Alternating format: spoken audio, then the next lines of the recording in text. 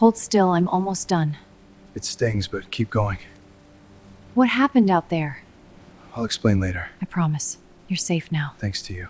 The coastal wind surged with ferocity, assaulting the glass of the living room windows as if it were a tangible force, shaking the aluminum frames in their very casings. I lay tense on the slender leather sofa, gazing upward at the soaring ceiling. The temperature in the downstairs living room plummeted a staggering 10 degrees in just 1 hour.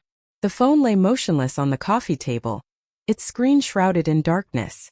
The last message from my former girlfriend, Kaylee, lingered vividly in my mind, etched into my memory like a striking image that refused to fade away. I have chosen to remain in the city. It's over, Logan. Kindly ensure the boxes are delivered to my mother and Appo's residence. After 2 hours of relentless driving, I reached the coast to deliver her belongings, narrowly escaping the wrath of a sudden atmospheric river. As I hefted the final box into the house, the Pacific Coast Highway had transformed into a raging torrent. Kaylee failed to make an appearance.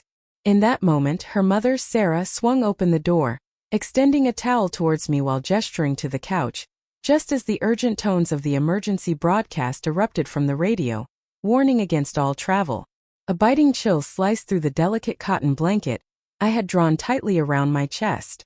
I clenched my arms, captivated by the powerful rhythmic thud of the ocean crashing against the cliffside beneath the property.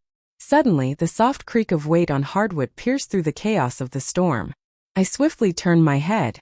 Sarah poised elegantly on the staircase, her presence commanding attention from all who beheld her. The ambient light from the hall sconce created an enchanting play of shadows that danced dramatically behind her. Her hand rested delicately on the wooden railing, poised and ready for what lay ahead.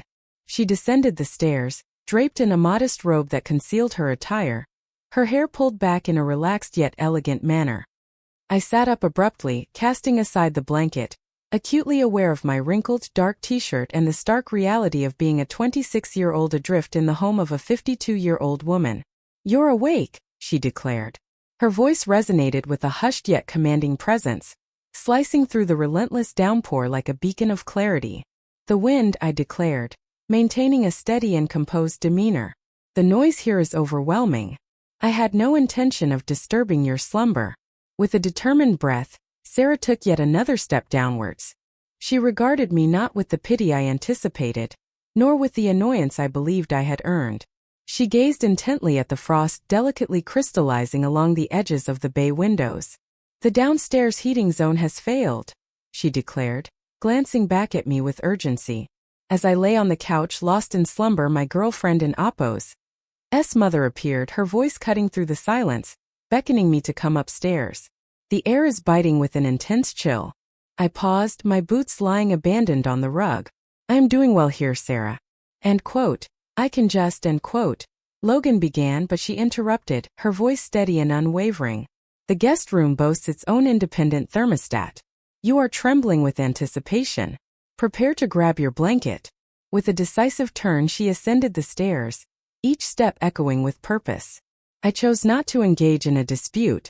I seized my phone, meticulously folding the blanket with precise corners, and ascended the steps behind her, the hardwood chilling against my socks. The guest room was compact, infused with a subtle blend of kiln dust and lavender, creating an intriguing atmosphere. With a poised demeanor, Sarah lingered at the threshold, meticulously fine-tuning the dial affixed to the wall. The low rumble of the baseboard heat surged to life without hesitation. "Thank you," I declared, letting the blanket cascade onto the mattress. "Don't express gratitude for mere shelter," she declared. With her arms crossed and a guarded posture, she exuded an air of intrigue, yet there was an undeniable warmth in her demeanor. "Kaylee consistently creates chaos, leaving others to grapple with the aftermath of her disarray. I regret to inform you that you became the unintended consequence of tonight and Appo's events." She refrained from delivering an elaborate emotional apology for her daughter. She presented a compelling fact. I held that in high regard. "I will depart the moment the path is unobstructed," I declared to her. Sarah nodded once, her eyes fixated on my hands, clenched tightly at my sides. "Rest well, Logan." With a decisive motion, she closed the door, the sound echoing softly in the stillness. The following morning, the tempest remained unyielding. The sky loomed above, a deep bruised shade of purple, heavy with anticipation. At the break of dawn, I rose at 6, meticulously arranging the bed with an unwavering attention to detail, before descending the stairs with purpose. The temperature in the living room remained unforgiving. I discovered Sarah in the kitchen, gripping a steaming mug of black coffee with an intensity that filled the room. Clad in robust denim and a cozy wool sweater, she gazed intently through the backsliding doors, her eyes fixed on the vast expanse of the ocean. Beyond the glass, an expansive wooden deck dramatically stretched over the slope. "The roads are washed out," she declared, her back still turned. "The highway patrol has announced that a minimum of 48 hours is required to clear the mudslides." End quote. "I can pay you for the food," end quote. I declared, my sense of inadequacy igniting within me. I found myself in the precarious position of having lingered as a guest for an astonishing 12 hours beyond my intended departure. With a dramatic twist, Sarah finally turned, her brow deeply furrowed. "Hold on to your cash and savor a cup of coffee." With a sweeping motion, she pointed to the French press resting elegantly on the counter. I poured a cup, dark and bold. I approached the glass, my gaze fixed on the deck beyond. In that moment it came into view. The primary load-bearing sheer wall beneath the sunroom extension was not merely enduring the tempest.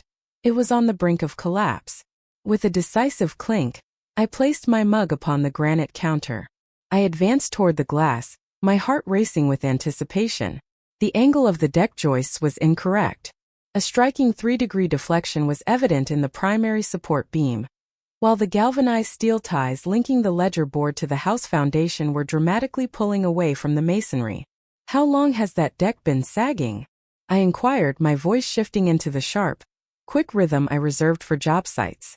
Sarah and Appo's eyes widened as she registered the unexpected change in my voice. "A couple of months?" In October, the management company that oversees this plot dispatched a contractor to the site. He declared it was merely a case of seasonal settling. "He deceived," I declared. With a swift motion, I retrieved my phone from my pocket and activated the flashlight app, illuminating the darkness around me. With a swift motion, I unlatched the sliding door. "Logan, what is it that you are up to?" "The rain is coming down in torrents." I emerged into the biting cold of the relentless rain. The wind struck with fierce intensity, forcing me to drop to one knee on the glistening redwood decking as I directed the beam of light into the shadowy crevice between the house and the joists. The saturated soil exerted a powerful hydrostatic pressure, forcing the concrete footings to push outward with undeniable intensity. The integrity of the bolts was dramatically undermined. Should the wind veer to the southeast and seize the underbelly of the deck, the resulting uplift force could rip the entire sunroom from the rear of the house with breathtaking ferocity. I rose to my feet, drenched in mere moments, and retreated indoors, slamming the formidable glass door behind me and securing it with a decisive lock. "Do not venture out there again," I commanded, brushing the rain from my forehead with the back of my hand. With a decisive motion, Sarah placed her mug on the table. "Elucidate."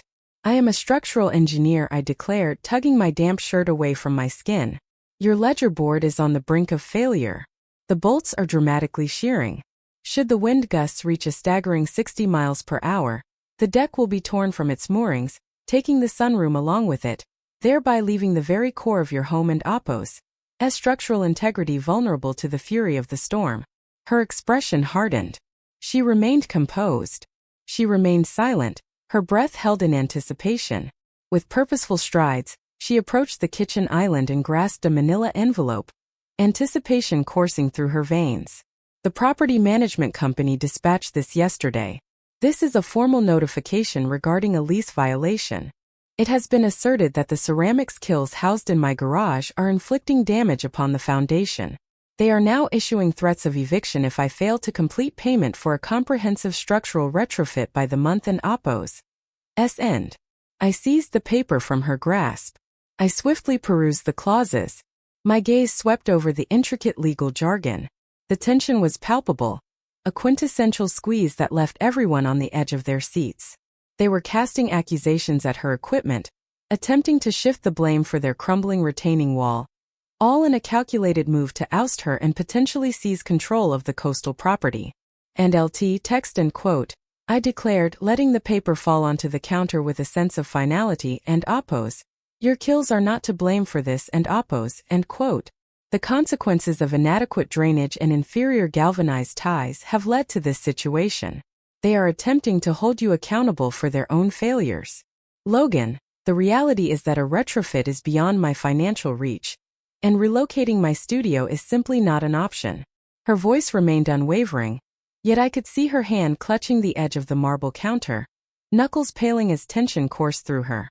I gazed at the drooping deck, then shifted my focus to the eviction notice, and ultimately locked eyes with Sarah. For 26 long years, the world insisted that my worth was solely defined by my ability to construct or repair. For the first time, I was liberated from the weight of that burden. I experienced an exhilarating sense of focus on my objective. End quote. A retrofit is unnecessary, end quote. I declared, striding purposefully toward the utility closet I had noticed near the garage door. Immediate emergency shoring is essential, and it must be documented by a licensed engineer to effectively challenge their eviction notice. Logan, she has begun to follow me, and I must clarify that I am not bringing you on board. My resources are currently insufficient to engage a firm. And LT. Text as I swung open the closet door. My eyes were drawn to a formidable heavy-duty tarp, a collection of nylon ratchet straps, and a well-worn toolbox, each item brimming with potential and promise. I am not merely a firm. I am an individual trapped within your residence, and at this very moment, we must fortify that lateral load before the impending pressure front strikes. The next 4 hours unfolded in a relentless downpour of freezing rain. Sarah attempted to halt my progress on 2 occasions, referencing the biting cold as her reasoning. However, upon recognizing my unwavering determination, she swiftly changed her approach. She remained steadfast, not lingering in uncertainty. She unveiled a robust marine-grade rope, expertly crafted for suspending her impressive ceramic creations. She loomed in the doorway, granting me just enough slack as I maneuvered through the thick mud beneath the deck. I have identified the key stress points. With precision and determination, I employed the ratchet straps and marine rope to forge a temporary tension cross brace, securing the compromised joists to the robust concrete pilings of the garage foundation. Though it lacked elegance, it effectively reallocated the lateral load path. As I emerged from the chaos, I found myself drenched in mud, a testament to the tumultuous journey I had just endured. My hands are numb, and my boots carve deep impressions into the tile beneath me. Sarah remained silent about the chaos that surrounded her. A towering pile of crisp, dry towels loomed on the kitchen chair, poised for action. With a flourish, she presented one to me. The bathroom awaits you just beyond the first door on the left as you ascend the stairs. Prepare the hot water, and let the adventure begin. I grasped the towel, our fingers fleetingly intertwined, the chill of the mud contrasting sharply with the warmth of my skin. I swiftly retracted my hand, skillfully compartmentalizing the unexpected surge of awareness. The cross brace is engineered to withstand speeds of up to 70 miles per hour, and I noted the slight chattering of my teeth. However, we require steel. Go take a shower, she commanded gently. For the next 3 days, the highway stood defiantly closed. The relentless storm outside created a dramatic backdrop, while inside, a quiet yet intense energy unfolded, establishing a captivating rhythm of forced proximity. Our conversation did not touch upon Kaylee. We delved into the intricacies of load-bearing walls, explored the intense dynamics of play firing temperatures, and examined the formidable mechanics behind the property management and oppo's legal threats. I staked my claim at the edge of her expansive dining table, unfurling grid paper, positioning my laptop, and laying out a collection of architectural scales I had retrieved from my truck. I commenced the meticulous drafting of the precise specifications regarding the deck and oppo's failure, meticulously gathering municipal weather data and soil reports to construct an unassailable engineering assessment that unequivocally demonstrated the landlord and oppo's negligence.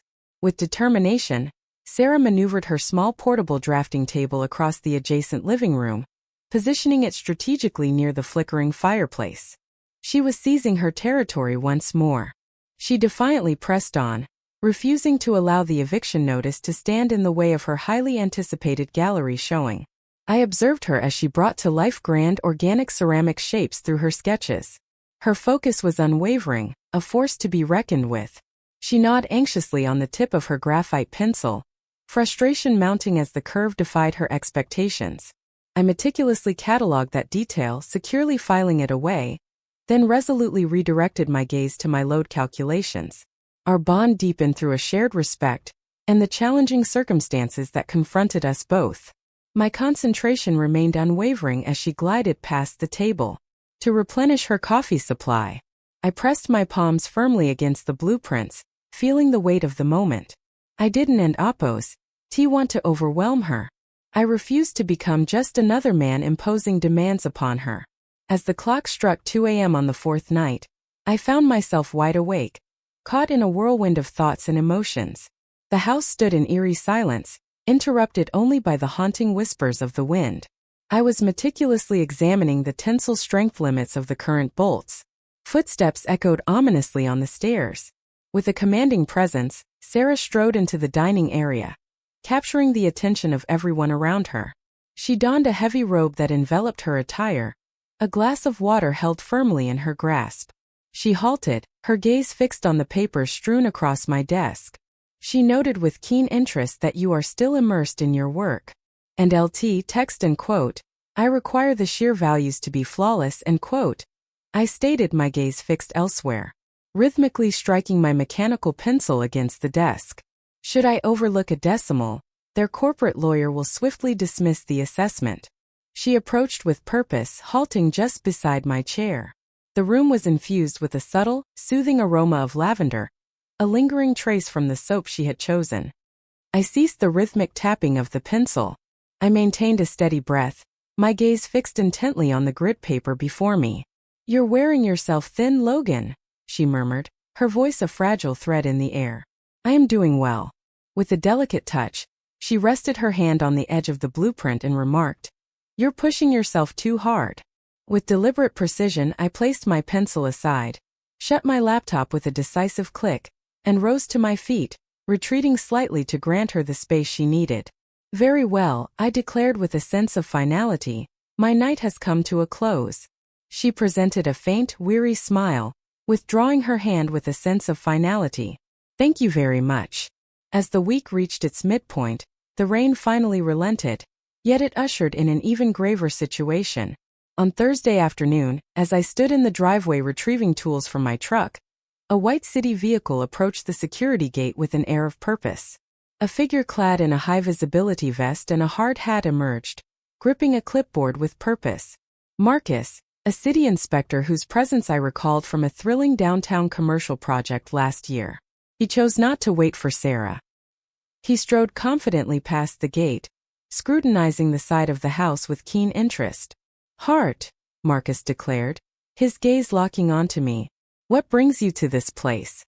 I was under the impression that your focus was solely on commercial work. And text and quote. I implored, positioning myself firmly between him and the path leading to the backyard. What is the city up to here, Marcus? The management company has submitted a hazard report, he declared, rhythmically tapping his pen against the clipboard. The tenant is accused of jeopardizing the foundation by using unpermitted heavy machinery. I am here to meticulously label the framework. Marked with a red tag, this property stands as uninhabitable. With a flourish, Sarah emerged from the front door, her clay-stained apron a testament to her artistic endeavors. She stood motionless, her heart racing at the mention of the words red tag. Should he place a red tag on the house, she would be compelled to leave without delay. Her studio, her kills, her gallery pieces, all vanished into thin air. I maintained my composure and did not raise my voice. I did not assume a false stance. I approached Marcus with determination. You will not be tagging this house, I declared, my voice unwavering, devoid of any room for discussion. This decision is not yours to make, Logan. The visual deflection on the rear elevation is completely encapsulated within the secondary deck ledger. I interjected, recalling the municipal code with precision. The core structural envelope of the main residence stands resolutely intact. The tension cross brace stands firm, expertly stabilizing the lateral load. Meanwhile, my stamped engineering assessment lies on my desk, a testament to the truth that it was the soil hydrostatic pressure that led to the failure, not the tenant and Appo's equipment.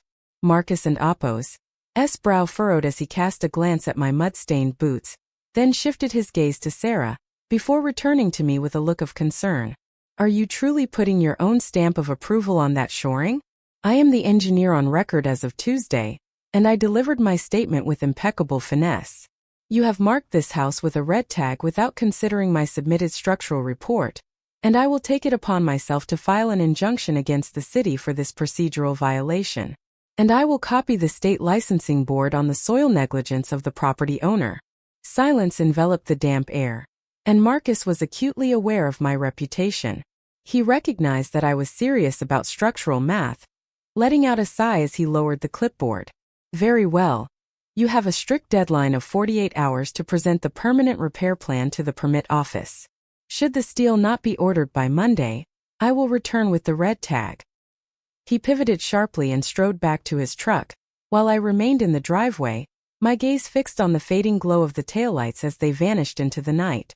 As I pivoted, I found Sarah and Appo's gaze locked onto mine, her hands trembling ever so slightly against the fabric of her apron. End quote. You just staked your engineering license on my deck, end quote, she declared, her voice taut with tension. It and Appo's merely mathematics, Sarah. The calculations are indisputable. With a swift shake of her head, she turned away, her footsteps echoing as she retreated indoors. I entered the kitchen where she stood by the sink, her fingers tightly clutching the edge of the porcelain, her back turned towards me. End quote.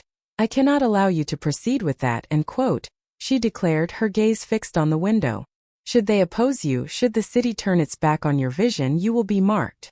Your commercial contracts slip away from your grasp. At 26, Logan, you must not jeopardize your career for a woman you hardly know. Especially not because her daughter has disrespected you. The pain in my chest constricted, yet I stood my ground unwavering. I strode into the heart of the kitchen and came to a halt. And text, end quote. This has nothing to do with Kaylee, end quote. I declared, my voice low yet commanding, compelling her to absorb the rhythm of my words. And it is not about my desire to be a martyr. As I examined the structure, the flaws became glaringly apparent, and I possessed the expertise to rectify them.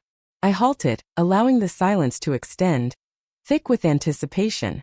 A life was meticulously crafted within these walls. Your dedication and effort surpass anything I and Appo's ever witnessed. I refuse to allow a corrupt management company to take what is rightfully yours, believing you lack the power to stand up against them. I am the force that shifts the balance.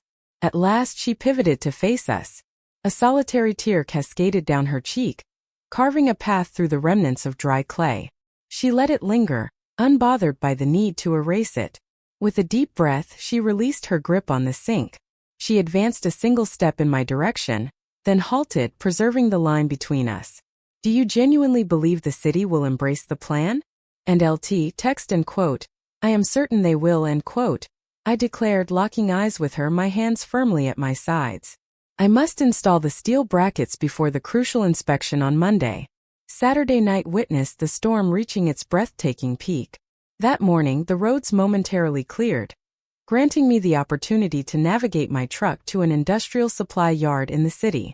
There, I procured heavy-gauge steel brackets, concrete anchors, and a hammer drill, all charged to my business credit card. As the clock struck 8 p.m., the wind unleashed its fury, howling at a staggering 70 miles an hour. The power grid has collapsed. The house was engulfed in darkness, illuminated solely by the flickering glow of the emergency battery lanterns that Sarah had strategically positioned on the counters. In the depths of the garage, I wrestled with the weighty brackets, extracting them from the confines of my truck bed. Sarah poised herself in the interior doorway, gripping a high-lumen flashlight with determination. End quote. You can and Appo's do this tonight, end quote, she exclaimed, her voice barely cutting through the deafening howl of the wind battering against the garage door. The outside world is fraught with peril.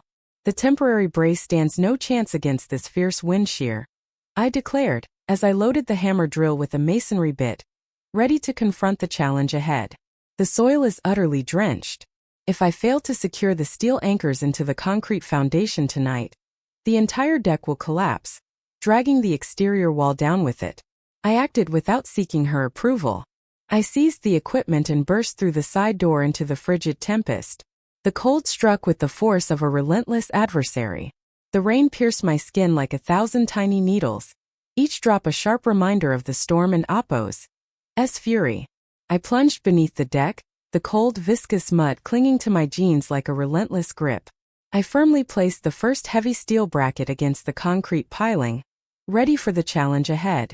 I activated the hammer drill with a surge of anticipation. The cacophony was overwhelming, the tremors shaking my very bones as the drill penetrated the aged concrete. 2 hours, 2 relentless hours of grueling muscle-straining work in the shadows, battling the fierce wind and biting cold. I drilled, set the heavy expansion anchors, and torqued the bolts until my shoulders screamed in agony and my hands bled from the unforgiving concrete. As I tightened the final bolt on the primary ledger board, the entire structure let out a deep groan before it settled into place. The lateral sway has come to a halt. The steel had seized the load with unwavering strength. The house was firmly anchored to the ground, a steadfast presence against the elements. With every ounce of energy depleted, I emerged from beneath the deck, utterly exhausted. My fingers were numb, completely unresponsive. I pulled the drill with determination, striding purposefully toward the sliding glass door. Sarah stood poised, anticipation coursing through her veins. With a swift motion, she flung the door wide open, catching me off guard before I could even grasp the handle. Silence enveloped her, a heavy pause that spoke volumes. With a fierce grip, she seized my arm, yanking me into the shelter, and with a decisive motion, she slammed the heavy glass door shut, sealing us away from the raging storm outside. With a swift motion, she removed the heavy, drenched jacket from my shoulders and expertly led me to the warmth of the crackling fire. With a sense of purpose, she approached, carrying a basin of warm water. Delicately, she tended to the mud and cuts on my hands, using a towel with meticulous care. I made an attempt to withdraw. I am utterly unclean. I will undoubtedly tarnish the rug. Halt your movements, she instructed with a calm authority. With a deliberate motion, she immersed the cloth into the warm water, meticulously tending to the mud and blood that marred my knuckles. The warmth of the water combined with the purposeful, gentle pressure of her hands created a powerful connection. The fierce quaking in my shoulders started to ease. I observed the crown of her head, the way the flickering flames illuminated the golden strands of her hair. The tumultuous clamor of the storm outside faded into silence. In that confined space before the flickering flames, an intense and profound stillness enveloped her unwavering devotion. And LT text and quote, "The house is secure," and quote, I managed to say, my voice strained yet resolute. She lingered, cradling my pristine left hand delicately within her grasp. She gazed upward, her voice barely above a whisper. "I understand, you were our protector." In that moment, her seemingly simple gesture resonated with profound gratitude and unwavering trust. It served as a powerful reminder that my efforts were genuinely valued by someone special. In the wake of all that transpired, that seemingly simple gesture of kindness carried a weight that transcended mere words. Monday morning arrived with an unyielding brilliance, as the sky stretched wide and the coastal sun unleashed its fierce, dazzling rays. At precisely 9 a.m., Marcus made his grand entrance. With determination, he strode to the rear of the house, clipboard firmly grasped in his hand. I stood on the deck, impeccably dressed, gripping a thermos of steaming coffee with anticipation. Sarah positioned herself beside me. With a keen eye, Marcus scrutinized the steel brackets, meticulously testing the torque on the bolts and examining the shear lines with precision. He dedicated 20 intense minutes to traversing the perimeter. At last, he ascended the stairs to the deck, turning to confront us with an air of anticipation. And quote, "It and Appo's over-engineered," and quote, Marcus muttered, his gaze fixed intently on me. Half-inch steel was employed for a residential deck. "I create enduring structures, Marcus," I stated with unwavering resolve. With a heavy sigh, Marcus retrieved a green tag from his pocket, his pen gliding across the surface as he boldly inscribed his name. With a flourish, he presented it to Sarah. "The city has given its approval, the structure stands firm, and you are ready to proceed." With a subtle nod of his hard hat, he strode away, leaving an air of intrigue behind him. Sarah and Appo's gaze was fixed intently on the vibrant green tag clutched tightly in her hand. The threat of eviction had been extinguished. The landlord found himself devoid of any leverage. Her studio, her sanctuary, her very existence, it belonged to her once more. I commenced the meticulous assembly of my tools into my canvas bag, each item a crucial element in the unfolding narrative of my endeavor. The task was completed, and with it my reason for being here vanished into thin air. With determination, I declared my intention to pack the truck, swiftly zipping the bag closed. The comprehensive engineering report has been placed on the dining table. Ensure that you promptly send a PDF to the management company, clearly establishing that the legal liability now rests solely with them. I began my approach to the sliding door, each step filled with anticipation. Logan, I halted, pivoting to face him. With purpose, Sarah strode across the deck, her presence commanding attention. She boldly crossed the threshold this time, stepping directly into my personal space. With a swift motion, she delved into the depths of her apron pocket, retrieving a small yet weighty object that seemed to pulse with significance. With a flourish, she extended it towards me. It was a key, a freshly crafted brass key glinting on a modest ring. And LT text and quote, "I have a gallery opening in the city next Friday," end quote. She declared, her voice unwavering, locking her gaze onto mine with an intensity that was impossible to ignore. "I require assistance in configuring the display pedestals. The weight distribution must be meticulously calculated." I gazed intently at the key resting in her palm. It was more than a mere call for assistance. It was a line of demarcation being obliterated. The decision was made by the people. "You and Appo's." Bringing me on board, I inquired, my voice barely above a whisper. "No," Sarah replied with a quiet intensity. "I am requesting my partner to stand resolutely by my side." With a swift motion, I extended my hand and grasped the key firmly. The metal radiated warmth as it emerged from her pocket. I clenched my fist around it, the sharp contours digging into my palm, anchoring the truth firmly in my grasp. A single nod was all it took. No speech was necessary. "I and Appo's. I'll be there," I said. She exhaled a long, shaky breath, and the last of the tension left her shoulders. She stepped forward, resting her forehead against my chest, right over my collarbone. I didn't and Appo's hesitate. I gave her a respectful hug, and she rested her head briefly against my shoulder. We stood there for a moment in shared relief after everything we had been through. The world stopped spinning. The wandering was over. Looking back now, I realized that true love isn't and Appo's about grand dramatic rescues. It and Appo's about consistency, respect, and showing up to do the hard work when the storm hits. It and Appo's about knowing you don't and Appo's have to shrink yourself to fit into someone else and Appo's life.